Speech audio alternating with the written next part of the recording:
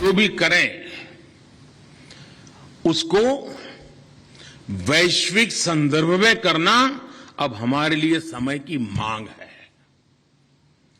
भारत दुनिया में शीर्ष पर कैसे पहुंचे, अगर दुनिया की गतिविधियों को नहीं समझेंगे, नहीं जानेंगे, तो हमें कहां जाना है और हमें शीर्ष स्थान पर जाना है, तो हमारी राह कौन सी होगी, हमारे क्षेत्र कौन से होंगे, ये हमें आइडेंटिफाई करके और उसका तुलनात्मक अध्ययन करते हुए हमें आगे बढ़ना ही पड़ेगा। हमारी जो योजनाएं हैं, हमारे गवर्नेंस के जो मॉडल हैं, वो हमें इसी संकल्प के साथ विकसित करने हैं।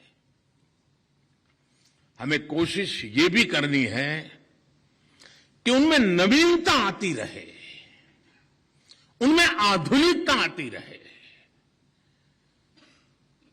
हम पिछली शताब्दी की सोच, पिछली शताब्दी के नीति नियमों से अगली शताब्दी की मजबूती का संकल्प नहीं कर सकते हैं, और इसलिए हमारी व्यवस्थाओं में, हमारे नियमों में, हमारी परंपराओं में पहले शायद बदलाव लाने में 30 साल 40 साल चले जाते होंगे तो चलता होगा।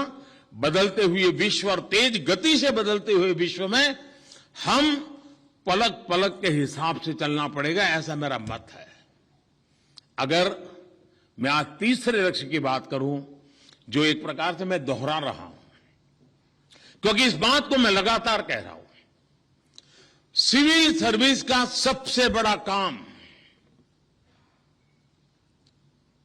ये कभी भी हमारे लक्ष्य से ओझल नहीं होना चाहिए।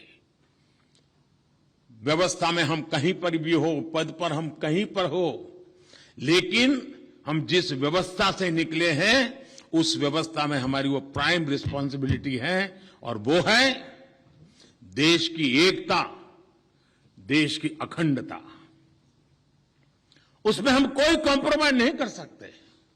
स्थानीय स्तर पर भी हम जब भी कोई निर्णय करें, वो निर्णय कितना ही लोक लुभावना हो, वाहवाही बटोरने वाला हो, कितना ही आकर्षक लगता हो, लेकिन एक बार उस तराजू से भी उसको तोल दीजिए कि मेरा ये छोटे से गांव में कर रहा हूं जो निर्णय है, कहीं वो मेरी देश की एकता अखंडता के लिए रुकावट बनने वाला है, तो मैं कोई बीज तो नहीं बोल रहा हूं। आज तो अच्छा लगता हो, प्रिय लगता हो, लेकिन श्रेयस्कर न हो। और महात्मा गांधी हमेशा श्रेय और प्रेय की बात लगातार करते थे। हम उस बात की ओर आग्रही बने।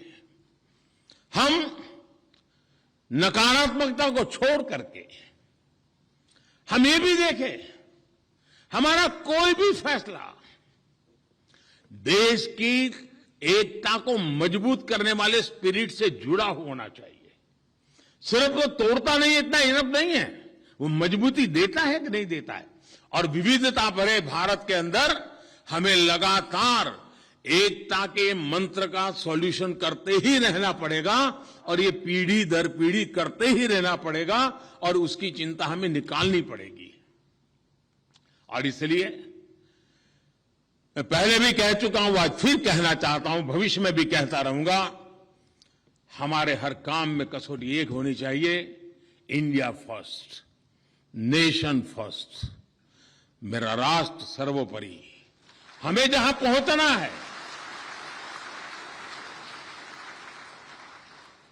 लोकतंत्र में शासन व्यवस्थाएं भिन्न भिन्न राजनीतिक विचारों से प्रेरित हो सकती है, और वो भी लोकतंत्र में आवश्यक भी है, लेकिन